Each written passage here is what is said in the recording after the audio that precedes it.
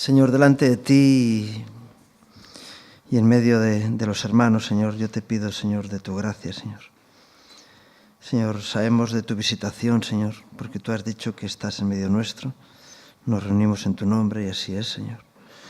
Señor, yo te pido que vivifiques tu palabra, Señor, para que no sea letra muerta, Señor, sino que pueda ser transformante, vivificante, removedora, Señor, edificante para nosotros, Señor.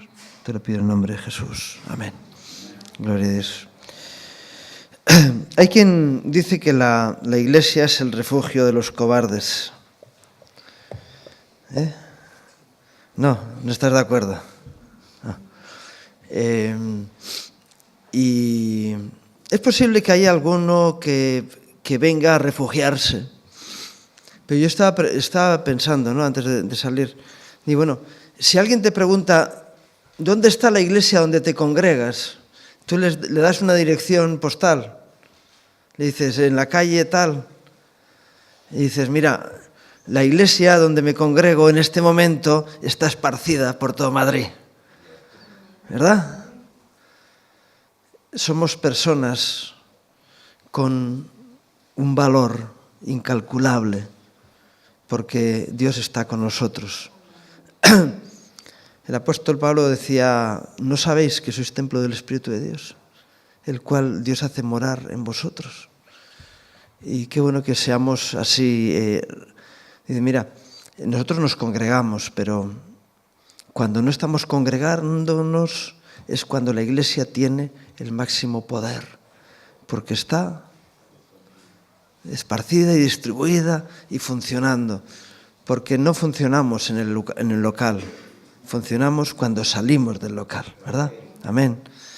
Así que no es que sea un lugar de refugio, sino que la iglesia es un ejército vivo que funciona. Y hay algunos que no se enteran de eso y que se congregan y son parte de la numerología de la iglesia, de la membresía, pero no son iglesia en sí mismos. Y Dios quiere que su gloria se manifieste en nuestras vidas. Amén. Vamos a leer en la palabra de Dios en la segunda carta a Timoteo, en el capítulo 1 y versículos 3 al 5. Es tremendo cómo comienza el apóstol la carta a su amado discípulo, que parece ser que estaba pasando una crisis importante en su vida.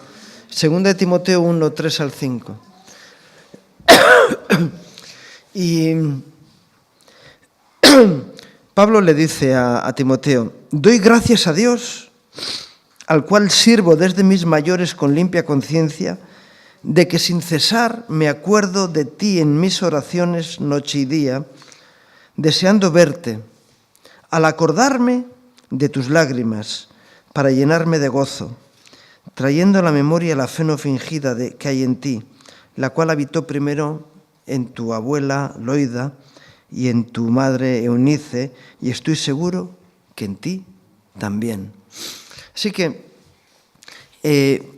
Pablo le dice a Timoteo, yo estoy seguro que en ti hay una fe no fingida, que hay una realidad de vida que hace de ti un superhéroe. Iba a decir un llanero solitario, un superhéroe. Alguien que va más allá de lo que las fuerzas humanas pueden llevar. Y dice que esto mismo había ocurrido en su madre y en su abuela. Así que era algo que estaba replicándose en esa familia. Y se lo dice para recordarle que era alguien muy especial, porque Dios estaba en su vida. Y dice que al acordarse de sus lágrimas, de las lágrimas de Timoteo, Pablo se gozaba. Y anda, qué majo. Se gozaba no de los sufrimientos, sino de las victorias que había en su vida. Y yo cuando veo personas que van afrontando sus conflictos y tienen victoria en su vida, yo digo, se hace real la palabra que dice que somos más que victoriosos por medio de aquel que nos amó. pero no en aquel que fracasa. ¿Y por qué unos fracasan y otros vencen? Porque en unos hay el arma necesaria de Dios para la victoria y en otros no está. De tal manera que el cristiano aparente, el día de su conflicto, se va a encontrar con que está vacío, ¿verdad? Es un cascarón sin nuez. No sé si has abierto alguna vez alguna nuez y está vacía. ¡Jo, qué rabia da! Porque si no tuviera cáscara, pero el trabajo que te da de romper la cáscara y luego te encuentras que está vacío. Y dijo, qué pena, ¿verdad? Cuando hay un cristiano que se abre y dentro no hay nada. Es todo ritual y apariencia. Pero nosotros podemos estar libres de eso. Podemos estar libres de eso si estamos llenos de la sustancia de Dios en nosotros. Amén. Y por eso Dios me pone esto en mi corazón, para que no haya aquí ningún cascarón hueco, ¿verdad? Como dice el refrán, mucho ruido y pocas nueces, ¿verdad? Y no, nosotros tenemos que ser... Hay unas nueces que creo que vienen de Canadá, que son muy, muy grandes así, y que a veces las abres están...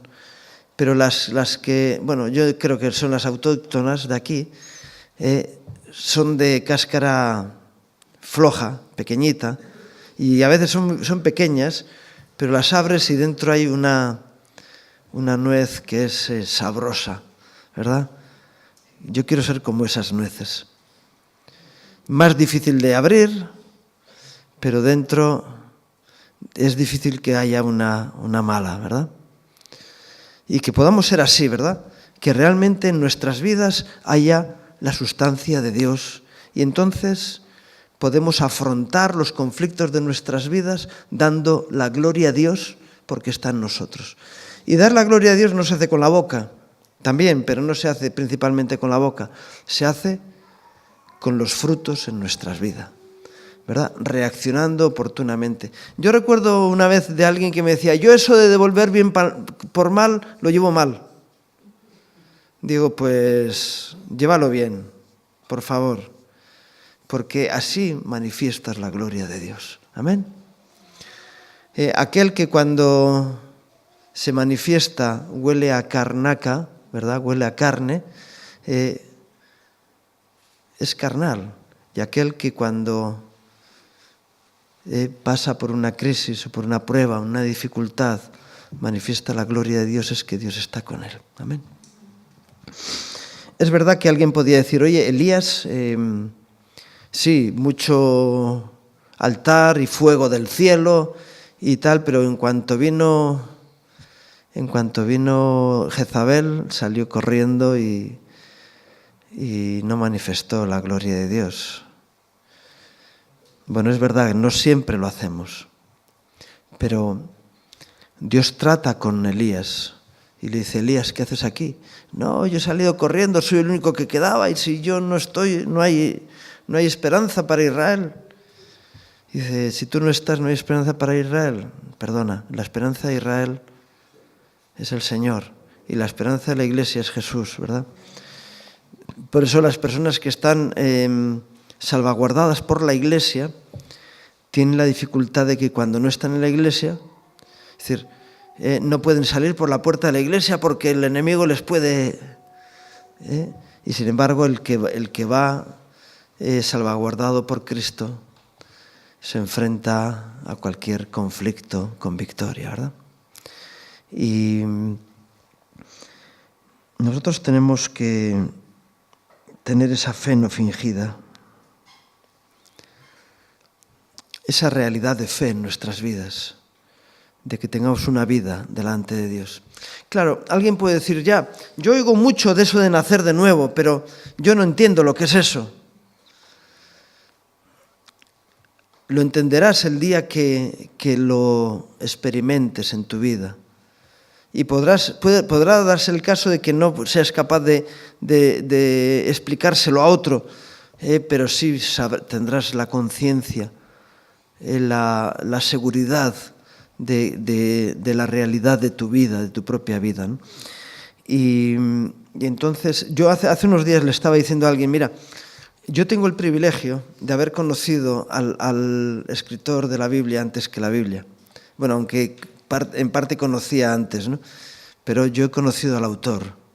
Entonces, quien me da realmente confianza es el autor. Es decir, yo he profundizado en la Biblia después de haber conocido al autor.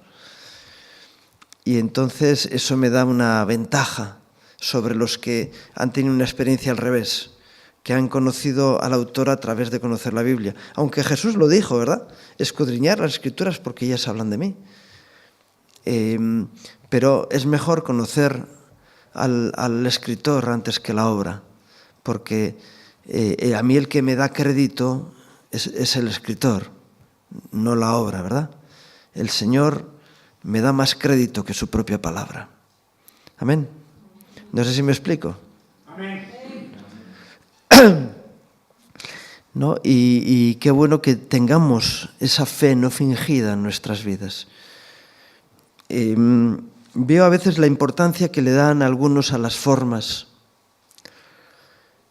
Y yo doy gracias a Dios por la multiforme gracia de Dios. Porque aunque tengamos nuestras formas de hacer las cosas, no tenemos que estar sujetos a la forma, sino sujetos a la esencia de Dios.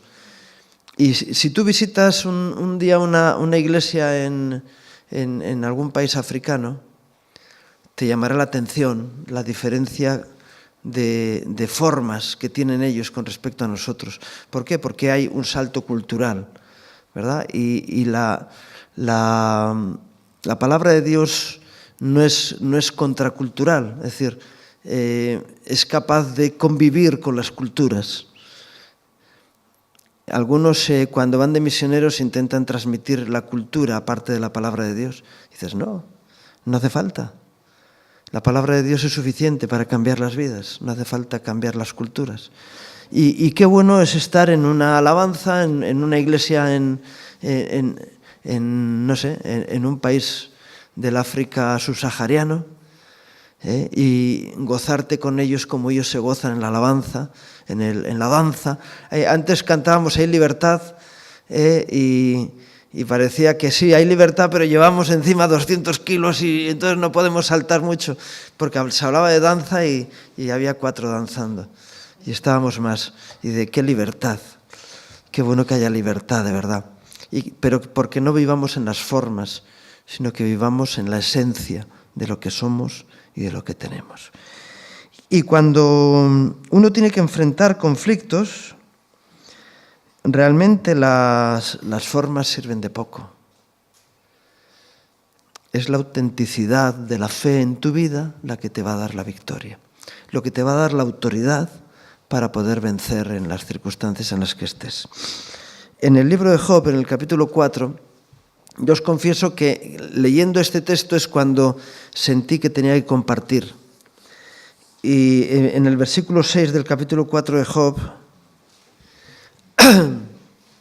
uno de los amigos de Job le hace 2 preguntas que son trascendentales.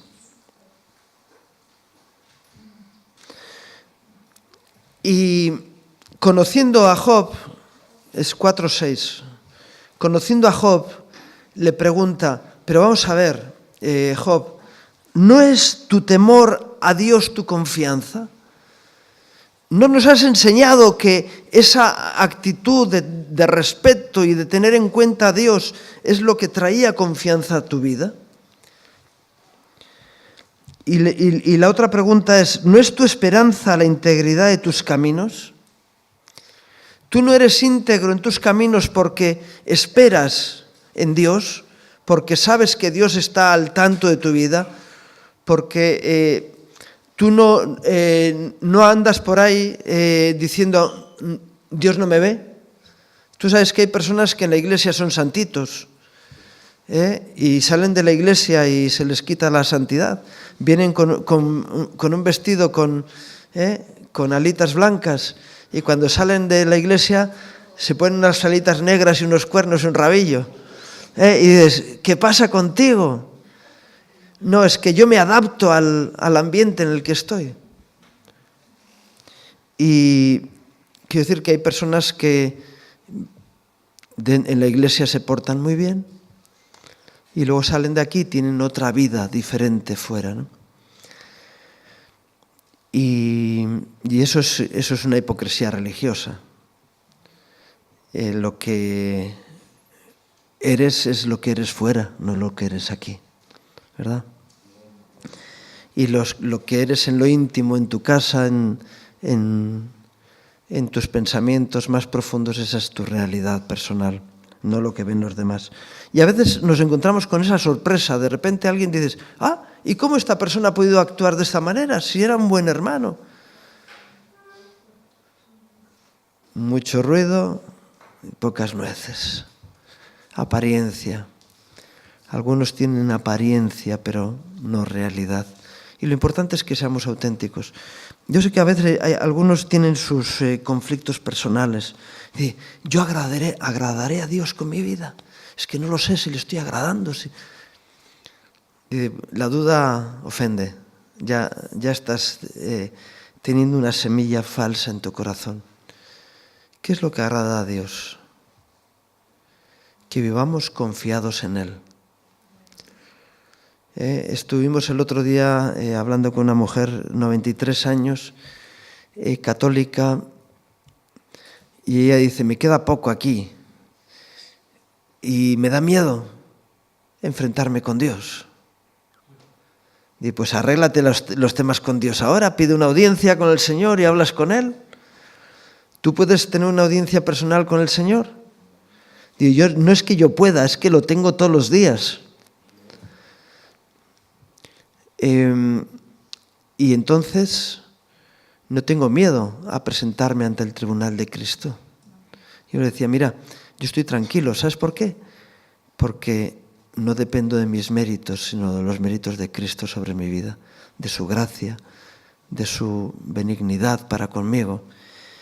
Y por eso yo tengo confianza en que cuando llegue el día de mi juicio, el Señor me va a decir, pasa bendito de mi Padre. Amén. ¿Tú tienes esa confianza? Amén. Gloria al Señor. Nada. Yo no tengo ningún temor en proclamarlo públicamente y algunos dicen, bueno, es que luego es probada la fe que tenemos. La fe no fingida, cuando es probada, ¿qué es lo que produce? Un fruto de glorificación a Dios. Porque el buen estudiante cuando pasa un examen, saca un sobresaliente, se manifiesta lo que hay en él. Y ese buen estudiante no tiene miedo a los exámenes. Yo recuerdo en mis tiempos de estudiante cómo había la tensión anterior al examen, los compañeros ahí, no sé qué. Yo iba al examen tranquilo. Había estudiado, me había preparado y les decía, ahora no quiero oír nada de lo del examen. Quiero tener la mente limpia, no tener miedo, no tener temor, porque yo sé suficiente como para aprobar. Y en la mayoría de las veces no había problema, sacaba una buena nota. Una vez, luego le dije al profesor, es que vamos, el examen que tú has preparado no lo hace ni nadie que sepa de este tema prepara un examen como el que tú has hecho. Suspendí. Sin prepararme más en la recuperación saqué un 10. Pero le dije, yo no sé cómo se te ocurre preguntar cosas que no tienen nada que ver con el temario. Todo asuntos circunstanciales. Los que han aprobado, tú no sabes si saben del tema. Así que le corregí al profesor. Es más, era un profesor que a veces le tuve que explicar yo cosas sobre su propia asignatura. Es decir, no sabía por dónde le daba el aire. Pero este no es el caso del Señor. El Señor sabe lo que hay, ¿verdad? Y qué bueno que tú puedas estar tranquilo. Dices, ¿cómo agradamos a Dios? Dependiendo de Él. ¿Cómo agradamos a Dios? Teniéndole en cuenta en nuestra vida. ¿Cómo agradamos a Dios? Gozándonos en su presencia, reconociéndole, bendiciendo, santificando su nombre, Señor, tú eres tan bueno para conmigo, porque eres misericordioso. Tengo mucho más de lo que me merezco. ¿Tú le puedes decir eso al Señor o se lo dices?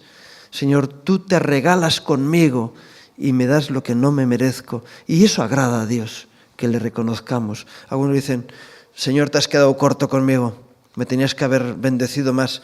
Estaba leyendo antes aquellos que en la parábola de los trabajadores de la viña, los que estuvieron trabajando desde la mañana, se enfadaron con el Señor porque les había dado lo mismo que a los que trabajaron una hora. Y les dice, ¿os he hecho algún agravio? ¿En cuánto conviniste conmigo? ¿No he sido justo y te he dado lo que esperábamos más? Esperabais más. Algunos esperan más de Dios. Señor, te pido por la comida y fíjate la comida que me has traído. Hay algunos que oran por la comida y luego se quejan de la comida que tienen. Dices, da gracias a Dios por la vida que te da y porque te da más de lo que te mereces. Amén. Somos unos privilegiados. Por lo menos algunos nos consideramos privilegiados por el Señor. Yo sé que alguno dice, Señor, me tenías que haber hecho más alto, más guapo, más... Qué bueno que le digas al Señor, Señor, gracias que me has hecho guapo. Eso. Algunos dicen, no me beso porque no me llego, pero puedo darme... No, Señor, yo te doy la gloria a ti de que me has hecho mejor de lo que soy. Y si algo va mal es por mi culpa, no por lo que tú pones en mi vida. Dice en el Evangelio de Lucas, en el capítulo 8, y versículos 16 al 18. Pero qué bueno que la Iglesia tenga ese concepto. Somos maravillosos en Dios. Tenemos victoria sobre nuestra carnalidad. Podemos decirle no a nuestra carne, cosa que otros no pueden. En fin, dice Lucas 8:16, nadie que enciende una luz la cubre con una vasija, ni la pone debajo de la cama, sino que la pone en un candelero para que los que entran vean la luz, porque nada hay oculto que no haya de ser manifestado, ni escondido que no haya de ser conocido y de salir a la luz. Mirad pues cómo sois, porque a todo el que tiene se le dará, y todo el que no tiene, aun lo que piensa tener, se le quitará. Y dice, mirad pues cómo sois. Mirad cómo sois. Qué bueno que hagamos un análisis de nuestra vida, de la realidad de nuestra vida. Los discípulos fueron a Jesús a decirle, Señor, aumentanos la fe. ¿Cuál es la respuesta de Jesús? Si tuvierais fe como un grano de mostaza. ¿Qué les estaba diciendo? Si realmente tenéis más fe de la que creéis. ¿Quién dicen los hombres que soy yo y quién decís vosotros? Tú eres el Cristo, el Hijo del Dios vivo. Cuando habla con Marta, cuando Lázaro está muerto, le dice, tu hermano resucitará. Y la respuesta de Marta es, no, yo sé que mi hermano resucitará. Así que tenía fe, porque habían estado con él y habían sido enseñados por Jesús. Y Jesús le sigue diciendo, no, te estoy diciendo que resucitará, que va a resucitar. Si hubieras estado aquí, mi hermano no hubiera muerto. Sí, ya, pero ¿qué problema hay ahora? Es que llegue ya de 4 días, pero no te he dicho que si creyeres verás la gloria de Dios. Pero antes había dicho que sí, que iba a resucitar. Ella sabía, yo sé que mi hermano resucitará. Pero puede ser ahora. Y así hay tantas personas que tienen un testimonio de fe, que a veces no son capaces de ponerlo en funcionamiento en la práctica de su vida, pero tienen la semilla de Dios en su corazón. Hay un texto en la palabra que dice que el que se acerca a Dios crea que le hay y que es galardonador de los que le buscan. Y nosotros sabemos que Dios nos ha bendecido tantas veces cuando le hemos buscado ante una situación difícil. Pero viene la siguiente y otra vez nos tiene que empujar alguien, porque por nosotros mismos nos quedamos bloqueados. Y dice, pero si tienes en ti la confianza en Dios suficiente, no te dejes engañar por el enemigo. Y algunos dicen, sí, ayer sí, el Señor me ayudó en mi problema, pero ¿y hoy? ¿No has oído que Él es el mismo ayer, hoy y por los siglos? Y si ayer te ayudó, ¿qué motivo hay para que hoy no te ayude? ¿Qué motivo hay?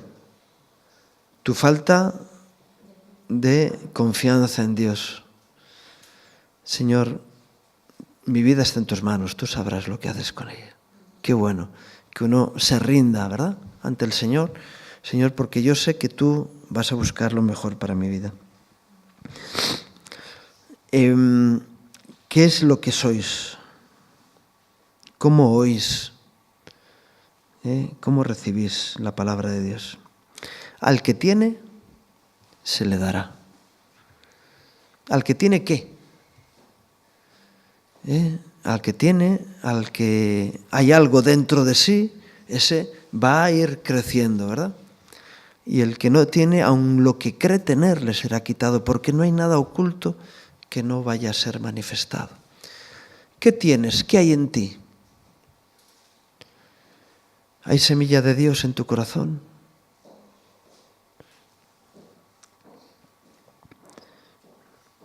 ¿Qué le pasó a Judas para que negara a Cristo?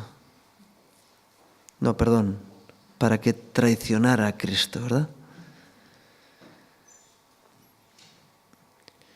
¿Qué es lo que había en Judas? Religión, religión y religión, ¿verdad? Y en esa religión él se justificaba en su robo. ¿Cuántas veces escucharía mensajes del maestro hablando en contra del pecado oculto, en contra del robo, en contra de la hipocresía? ¿Y qué hacía él? Él se enrocaba. ¿Sabéis? En el ajedrez, cuando está el rey en peligro, hay posibilidad, mientras no ha habido un jaque anterior, de que el rey y la torre se cambien de lugar, dejando al rey en protección, porque es la figura más correcta. Y a veces nosotros nos enrocamos así, y ¡bum!, me protejo. ¿Te tienes que proteger de la palabra de Dios? Algunos se enfadan. Oye, ¿y este que predicaba hoy por qué se ha metido conmigo? Dice, bueno, y si ya han aprendido que no es él sino el Señor, dice, ¿y el Señor por qué se mete conmigo? ¿Por qué no me deja en paz? ¿Qué es lo que el Señor quiere contigo? Dejarte en paz, ¿verdad? Es decir, colocarte en una posición de paz en tu vida. Pero algunos dicen, no, mi tesoro, como aquel joven, ¿qué he de hacer para heredar la vida eterna? Pues guarda los mandamientos. ¿Cuáles? No adulterarás, no dirás falso testimonio, ama a tu prójimo. Todo esto lo hago desde mi juventud. Mentira. Pero bueno, él lo decía. Mentira, porque si amaba a su prójimo, el reto siguiente que Jesús le pone lo hubiera puesto en práctica, ¿verdad? Por eso digo que mentira. Vende lo que tienes y dáselo a los pobres. Anda ya. Señor, ¿de qué vas? ¿Me has visto cara primo? Yo qué sé. ¿Qué le diría? ¿Qué había en el corazón de Pedro cuando negó a Jesús? ¿Qué había? había una semilla falsa que era el miedo, el temor. Y él se dejó llevar por el miedo. Aunque él había sido advertido, pero en el momento sintió miedo. Y sin embargo, Juan fue el único de los discípulos que se narra que estuvo delante de la cruz, no tuvo ningún miedo. ¿Por qué Juan pudo estar delante de la cruz y Pedro negó al Señor? Porque Juan se sentía amado y en el amor no hay temor. Y él sí que dijo, si me matan, que me maten. No era el plan de Dios, así que nada. ¿Y por qué tomó ventaja el diablo en el corazón de Pedro? Porque dejó abierta esa posibilidad. Y claro, él estaba viendo a Jesús que estaba allí preso, que le había dicho que lo iban a matar. Y él dijo, uff. Y sin embargo, ¿qué había en el corazón de Pedro?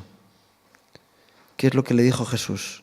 Yo he rogado al Padre, que tu fe no falte. Y una vez vuelto, restaura a tus hermanos, ¿verdad? ¿Sí? Y entonces, ¿qué había en el corazón de Pedro? ¿Qué es lo que le dio la victoria ante su situación? El saber que él podía seguir confiando en Jesús. ¿Y cómo puedo estar confiando en alguien que ha sido detenido y que lo llevan? Porque él ya explicó que había ese plan. Y Pedro se arrepintió, buscó restauración y fue restaurado por Dios para poder cumplir con su propósito. Y eso lo podemos ir viendo hoy. ¿Qué hay escondido en tu corazón? Qué bueno que en lo escondido de tu corazón haya confianza en Dios, haya gozo en el Señor, haya gratitud, haya esperanza. Y la palabra de Dios bulla dentro de ti, ¿verdad? Y que cada vez que hay un conflicto externo, de ti salen ¡fum! Las armas de la verdad, derribando los argumentos que el enemigo pone, porque están en ti. Así, como tienes, te será añadido y tendrás más. Pero aquel que piensa tener,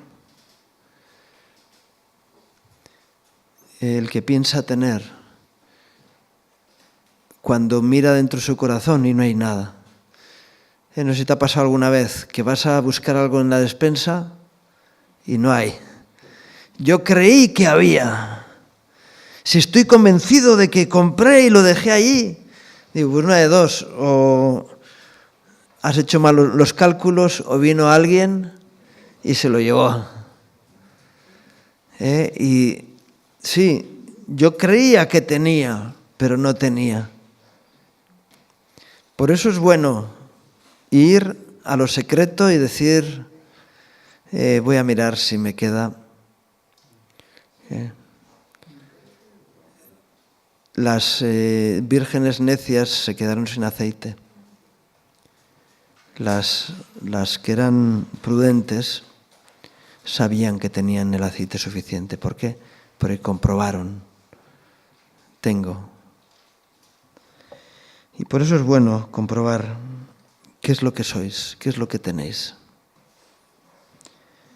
Porque el que piensa tener algo, aun lo que piensa tener, le será quitado. Pero el que tiene, se le añade más. Dice en Mateo 12, 29 y 30,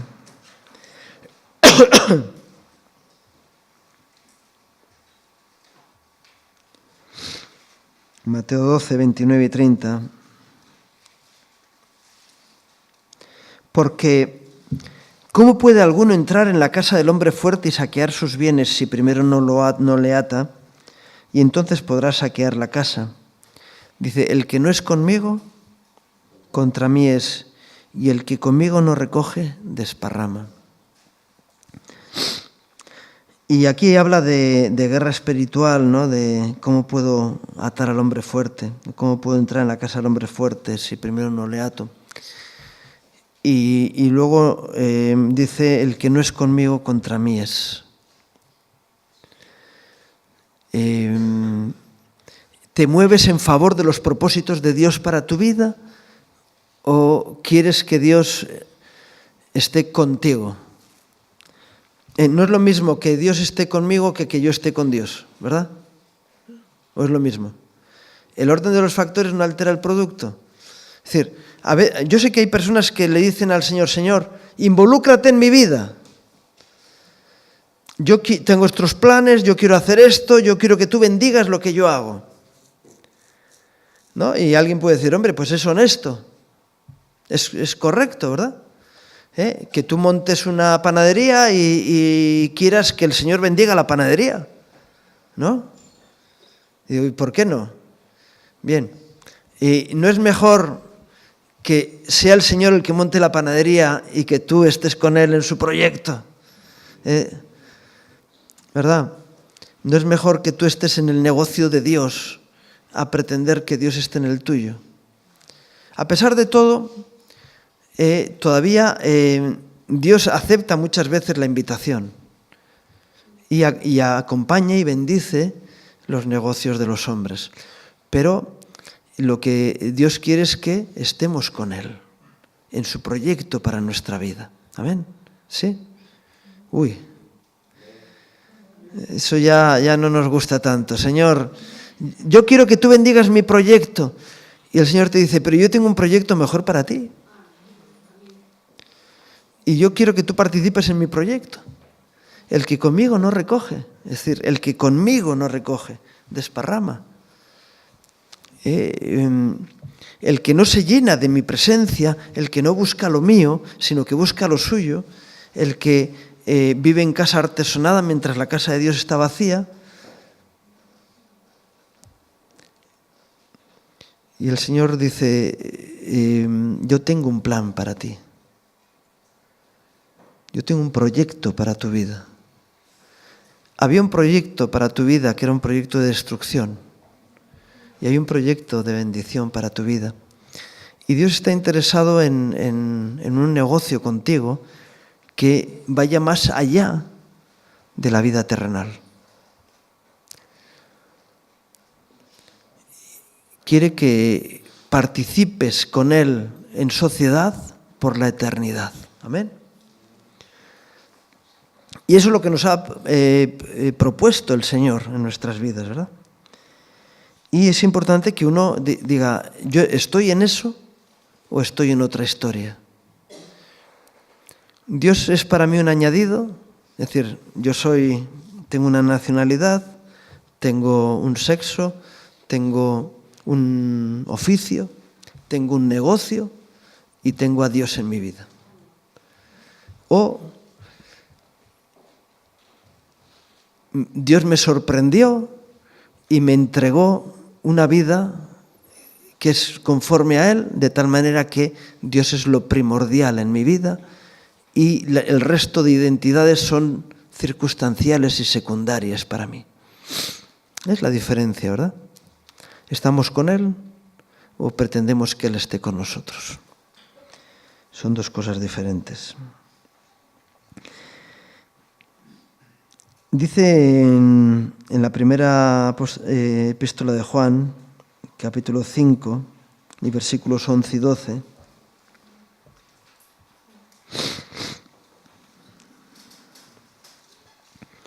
y este es el testimonio, que Dios nos ha dado vida eterna, y esta vida está en su Hijo. El que tiene al Hijo tiene la vida, y el que no tiene al Hijo de Dios no tiene la vida. Así que la vida depende de la presencia de Jesús en tu vida o no, ¿verdad? 1 Juan 5, 11 y 12.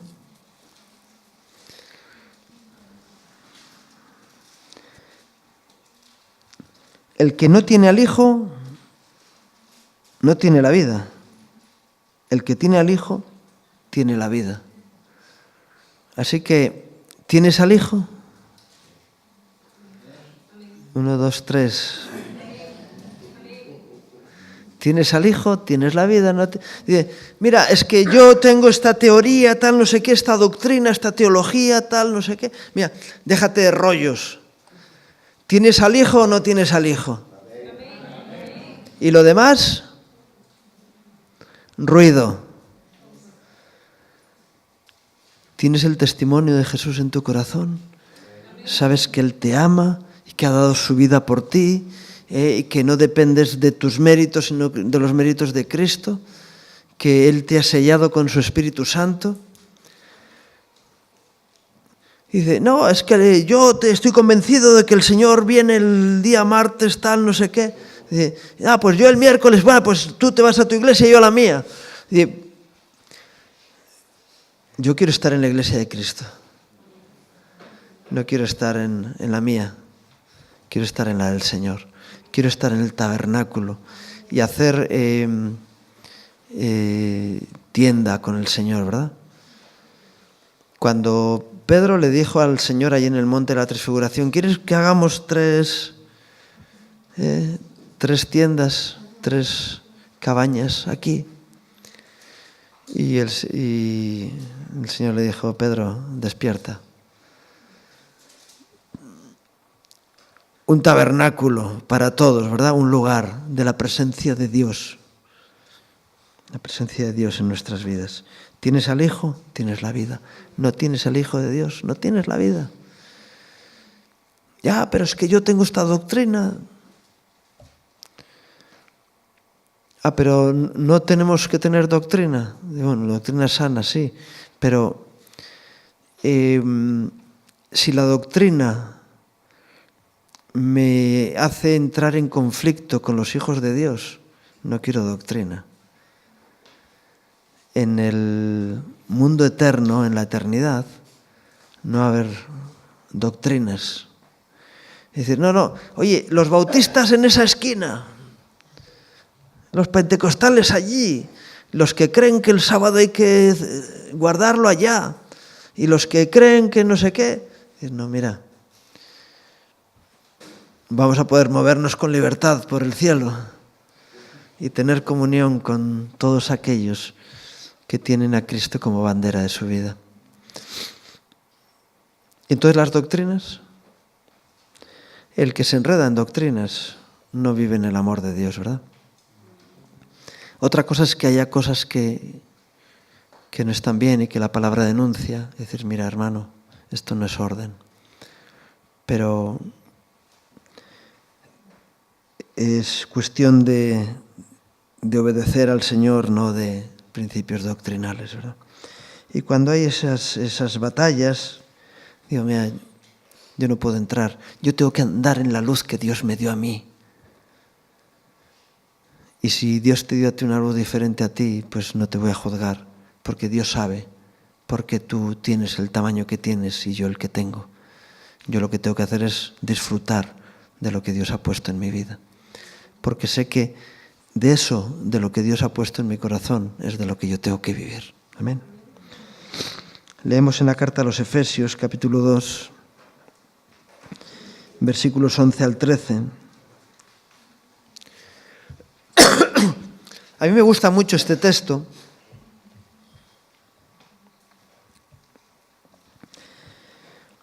Habla Pablo a la iglesia en Éfeso y bendice a la iglesia en Éfeso con este texto. Y qué bueno que nosotros podamos reflejarnos en una condición semejante, ¿no?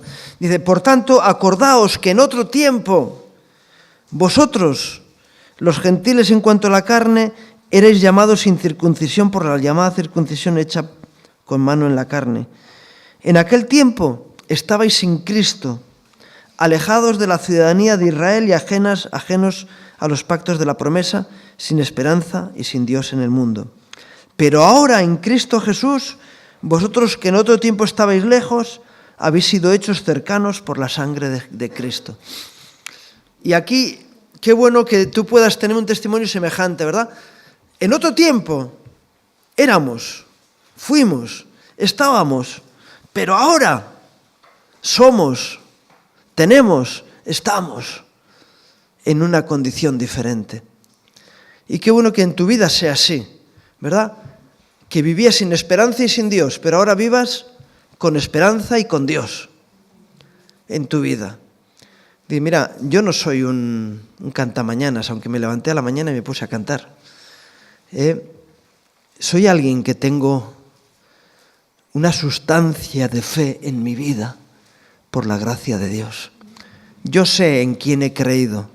El apóstol Pablo decía eso en la carta a los Romanos, ¿verdad? Yo sé en quién he creído. Y qué bueno que tú puedas decir lo mismo. Mira, antes estaba sin Dios, sin esperanza, sin el cumplimiento de las promesas de Dios en mi vida. Pero ahora yo sé lo que Dios me ha concedido. Yo sé quién soy delante de Dios. Y que si mañana viene un hijo de Esgueva, no, un endemoniado, yo no voy a ser un hijo de Esgueva. A mí no me va a decir el demonio correspondiente, no me va a decir yo no sé quién eres. ¿Por qué? Porque la marca de la presencia de Dios en mi vida va a estar sobre mí. Dios me marcó. El sello que tenemos es las arras de la herencia, que es el Espíritu Santo en nosotros, ¿verdad? Qué bueno que puedas decir, mira, yo soy un sellado por Dios, porque Él ha puesto su Espíritu en mí. No soy un cualquiera, no soy uno más, no soy un cristiano más, sino que soy alguien sellado por Dios, escogido por Dios.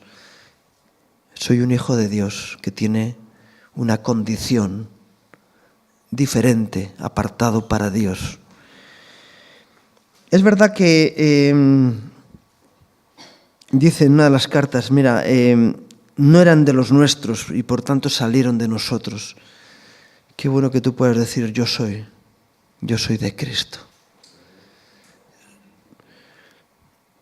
No sé lo que me va a pasar mañana, pero sé cuál es el final de mi historia. Que yo voy a estar por la eternidad gozándome en la presencia de Dios. Y su Espíritu está en mí. Él ha hecho morar su gracia sobre mí. Amén. Antes estábamos lejos. Ahora, ¿cuál cerca de ti está el Señor? ¿Cuán cerca de ti está el Señor? ¿Cuán cerca?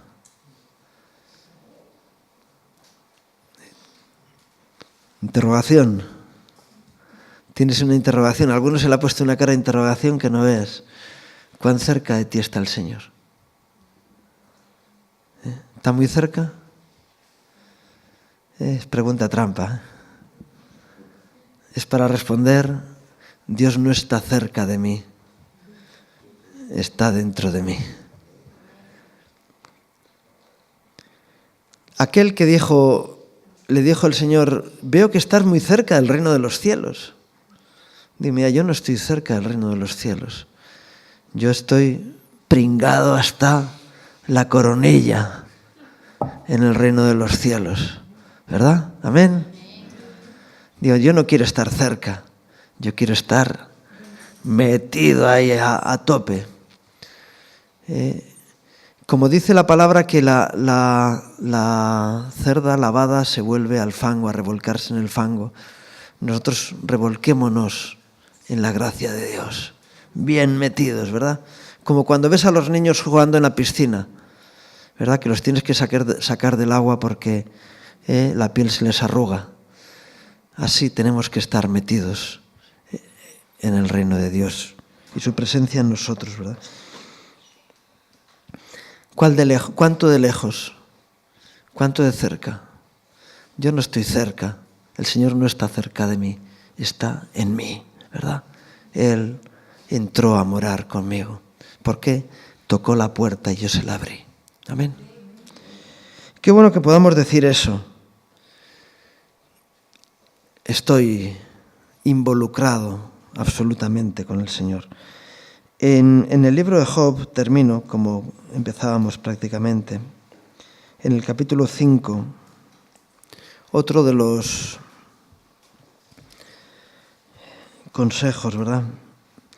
Dice, ciertamente yo buscaría a Dios, versículos 8 al 16, y encomendaría a Él mi causa. el cual hace cosas grandes e inescrutables y maravillas sin número, que da la lluvia sobre la faz de la tierra y envía las aguas sobre los campos, que pone a los humildes en altura y a los enlutados levanta seguridad, que frustra los pensamientos de los astutos para que sus manos no hagan nada, que prende a los sabios en la astucia de ellos y frustra los designios de los perversos. De día tropiezan con tinieblas y a mediodía andan a tientas como de noche. Así libra de la espada al pobre, de la boca de los impíos y de la mano violenta, pues es esperanza al menesteroso y la iniquidad cerrará su boca.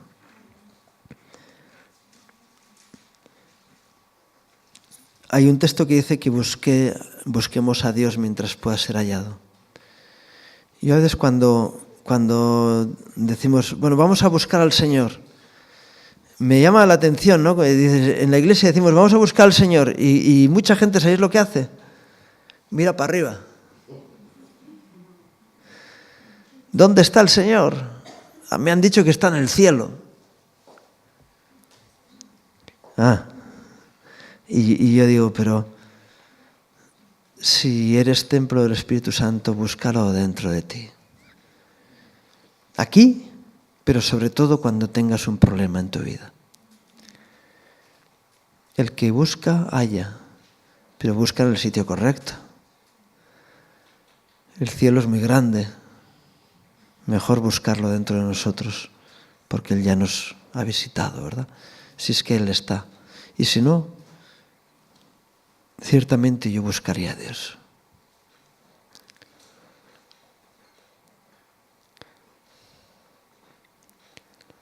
Ahora cuando salgas del local,